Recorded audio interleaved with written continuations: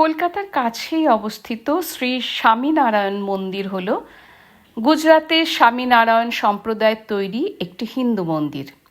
এর অবস্থান দক্ষিণ কলকাতার শহরতলি আমতলার কাছে বিষ্ণুপুর থানার পৈলানে, যে জায়গাটা কলকাতা মহানগরের মূল কেন্দ্র থেকে 19 কিলোমিটার দূরে।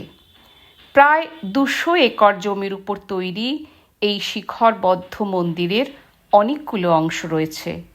প্রধানত মার্বেল, রাজস্থানের গোলাপি বেলে পাথর আর লাল পাথর ব্যবহার করে হিন্দু সংস্কৃতির ঐতিহ্য মেনে এক অসাধারণ স্থাপত্য কীর্তিতে মন্দিরটি গড়ে তোলা হয়েছে।